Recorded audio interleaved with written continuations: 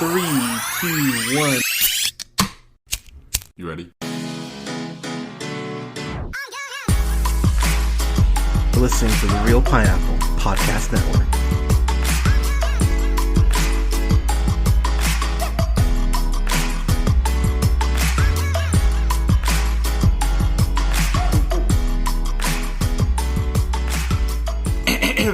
Good evening, everybody. Thank you so much for listening. This is The Real Pineapple, and this is your humble host, Hunter, here. Hope you're all having a great day so far, whenever you're listening to this. I've got a review for the latest Guillermo del Toro film, In Nightmare Alley, which is not only directed and produced by him, but is also written by him and Kim Morgan. Kim Morgan, this is actually her screenwriting debut, so congratulations. You picked a hell of a film to go ahead and debut with. But Del Toro, I have talked about Del Toro before. I am a shameless fan of his work. I think he takes big swings. That's something that I will always appreciate.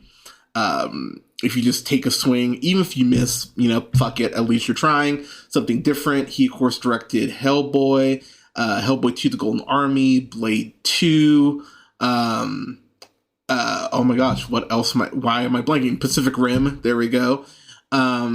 He also, of course, did Crimson Peak is actually going to probably warrant a rewatch for me here soon. I love Crimson Peak. I think that movie fucking kicks ass.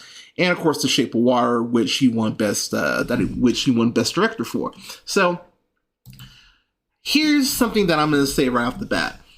This is a film that I'm just happy that exists because it's an adult themed skewed film that's set in carnival times. That's gothic as hell. I love the fact that this is a film that is generally out there for people to now readily watch. It's on HBO Max and Hulu, by the way, is where you can watch it. But this stars everyone's favorite raccoon, Bradley Cooper. And real quick, just take a quick step back here. I don't think we talk enough about how great of an actor Bradley Cooper is. Like, I still remember seeing him in Wedding Crashers and going, God damn, that guy plays a great asshole. Like, I really hope, I hope he's in other stuff. And then he plays Jim Carrey's best friend in Yes Man. And I was kind of like, oh, all right, that's random. Okay. And then he does The Hangover.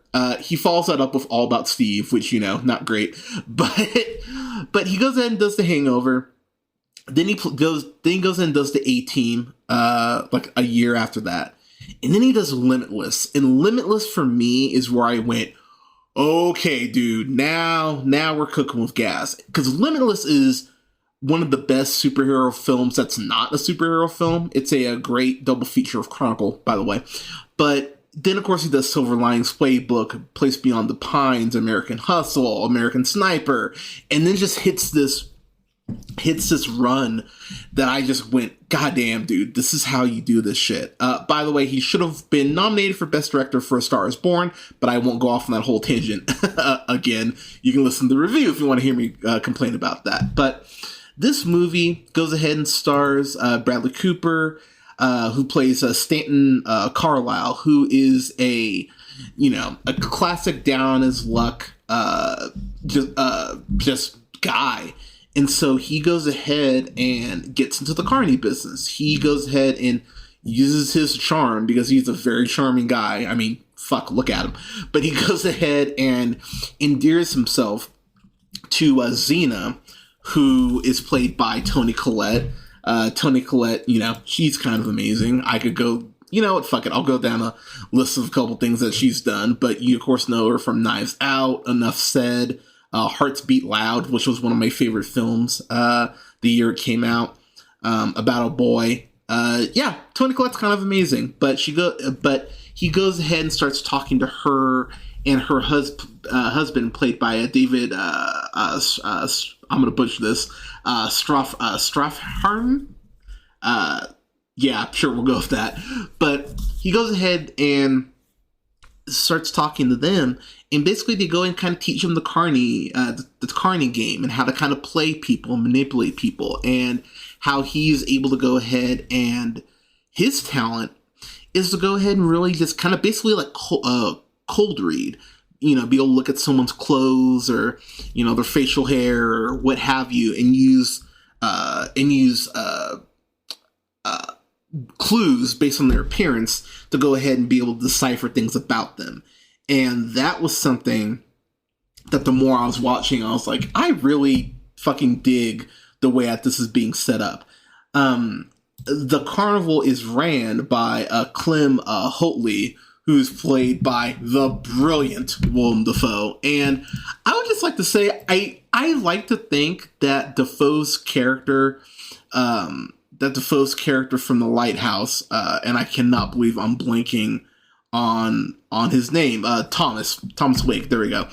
But I could easily see if you took Thomas Wake and he was in the 40s, this would be his character. He would be doing this shit, because Dafoe's Clem, what's so haunting and disturbing about him is that he's able to go ahead and he doesn't give a fuck what he needs to do to entertain his audience. He will do it.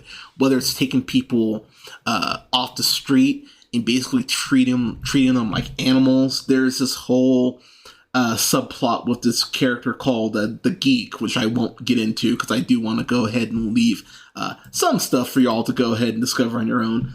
But that whole sequence, and there is this sequence where Dafoe's Clem is talking to Stanton about the Carney game in general. They're at this bar, or at this diner, and he tells him the story about a wristwatch. And I don't want to, again, I'll just leave it there. But the way that Clem delivers that monologue is talking to Stanton about being a carny, about the life they lead, and about manipulation, which at the end of the day this is. I love that so much. In the first, I would say 40-ish minutes, maybe an hour, probably about an hour, is really about Stanton learning the trade, learning the tricks, and going ahead and, becoming this larger than life figure that goes ahead and develops his own con and develops his own act. My biggest issue with this movie is Molly, who's played by Rooney Mara. Not because of Rooney Mara's performance, because Rooney Mara, she's kind of a badass girl with the dragon tattoo, her A Ghost Story, Carol, Social Network, to name a few.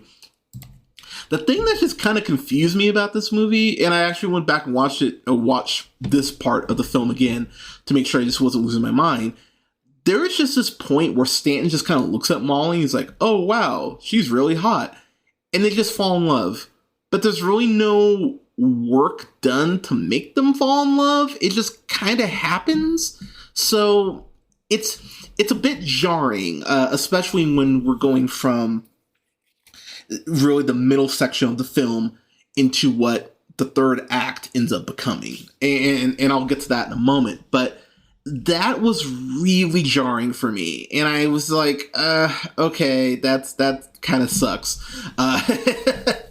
It's not a large portion of the film, but it was enough to be a little jarring for me. Their chemistry does help soften that blow because, again, it's just not very well developed. Chemistry will go a long way with me, and the film in particular is helped greatly by the fact that Mara and Cooper is just pros. So even though the film and the script isn't giving you a reason to really be invested, they go ahead and find a way to make it work because, again, they're pros. Outside of that, I really don't have a complaint about this film. The thing that I actually love about this film is that it feels like, for the most part, it's gonna just be, kind of a carnival movie, which I was sitting there going, hell yeah, give me more of that. I'm fine with this. And then it turns into something more sinister as it gets into its third act, and Stanton and Molly leave the circus and go ahead and encounter Cate Blanchett, who plays Dr. Lilith Ritter, Blanchett, of course, you also know from Carol, Thor Ragnarok, the Lord of the Rings films, the last two How to Train Your Dragon films, Don't Look Up, to name a few. Blanchett's one of the best in the game. I fucking adore her, and hope I get to interview her someday. She's all sorts of wonderful, but I won't get into why why Blanchett enters the picture, but it's really fascinating the way it's done and why she's brought up. The big standout for me, or one of the standouts, even though he's not in the film much, just because I love him as an actor, is Richard Jenkins. He plays this character named Ezra Grindle, and again, I won't get into why he's important, but the conversations him and Stanton have, you just feel the tension being ramped up between the two of them, and their back and forth is some of my favorite stuff in the whole film in general. It's fucking wonderful, and it made me so happy to see Jenkins and Cooper go ahead and bounce off each other in the fashion that they do. Getting to just a couple other quick things about the film. Bradley Cooper drops dong in this movie. Hell yeah. We always talk about how often we see, women even do full frontal or show their boobs. You don't see guys drop dong very often. And Cooper, along with Benedict Cumberbatch, both dropped dong this year. So, thumbs up. I know you can't see me doing the thumbs up, but thumbs up. I salute you. Bravo. But bravo to all of you. But one of the things about this film is that the sets. We always talk about Del Toro and how brilliant of a director he is and how everything feels gothic and just dark and intense. And because we're dealing with carnival settings, you get these amazing shots of, there's this one shot of Stanton when he's entering this hall of mirrors that's so disturbing.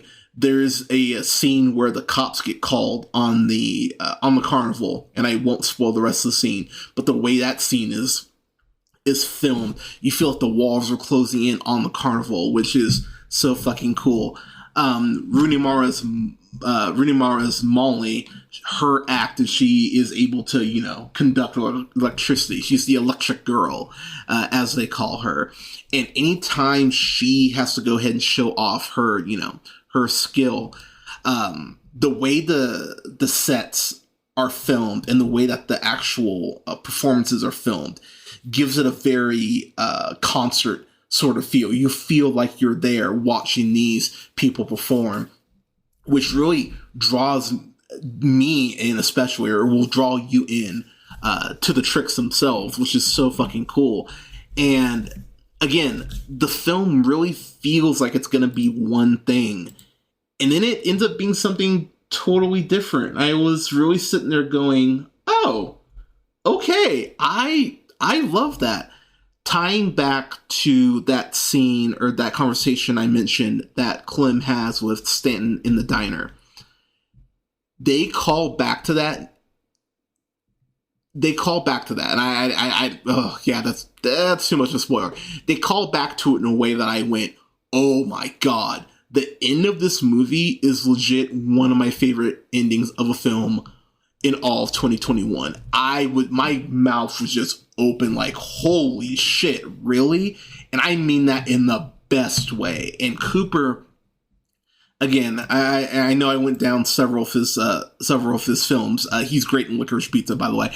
But this is one of those performances where I go, damn, this is almost one of those performances where you go, oh yeah, don't forget people, this is me. Like, I'm a hell of an actor. And he really steps up in a way that I went, hell yeah, I can't wait to see what Bradley Cooper does next. I'm always excited to see him in anything, but it was a very nice reminder of how he's one of the best actors we have working, period, right now. I adore this movie, and I really don't have any complaints outside of the lack of kind of a buildup of a relationship between Stanton and Molly. The last thing I will bring up, there is a speech about an amulet, and that speech is fucking awesome. It's wonderful. When you hear the speech, you'll know what I'm talking about. But the speech is fucking awesome. But getting my final thoughts here, outside of the lack of build up for me with the relationship between Stanton and Molly, I really don't have a gripe about this movie. I thought this movie was so incredibly just dark and thought-provoking. And when I got to the end of the film, I went, damn, I'm going to have to go back and rewatch that. It is 2 hours and 30 minutes. I think you could cut 15 minutes from this just to tighten it up a little bit. I know Del Toro likes to have his long movies, but you could have gotten this down to 2 hours 15, 2 hours 10 minutes, honestly, if you really wanted to. So that's another small gripe. But outside of that, this is still a solid A film. This is something that I will definitely be rewatching. This is something I cannot wait for people to go ahead and discover. Again, it is on HBO Max and Hulu now, so you have no excuse. Go watch this movie. You will have fun with it. You will definitely have fun with this movie. And I can't wait to see what people think of it, since now it's readily available for people to watch. But everyone, Nightmare Alley, have you seen it? What did you think of it? Let us know what you thought in the comments. You can like both of our pages on Facebook at The Real Pineapple and Real Pineapple Games. That's REEL Pineapple. You can follow yours truly on the Twitter at JHunterRealPineapple. You can follow Scott on Twitter at Nearman1st. Don't forget to like, share, and subscribe. You can find The Real Pineapple most places you listen to podcasts: SoundCloud, Apple and Google Podcasts, Podbean, Stitcher and iHeartRadio, Spotify, Amazon Music, to name a few. You can also find us on Twitch at twitch.tv/JHunterRealPineapple. And you can find me on Letterboxd at Black Shazam. And you can find me on TikTok at Black Shazam 775. Everyone, thank you so much for listening. We will have reviews coming up here soon for The Batman, as well as Undercover Brother for Black Cinema Showcase, as well as some other stuff, including Summer of Soul and some other things coming down the pipeline. But everyone, thank you so much for listening. Please, please, please get your COVID shot. Stay safe out there. Wear your mask. Tell someone you love them today. We all need to hear that more. But again, we love y'all. Thank you so much for the support, and we will talk to you soon. Have a good one.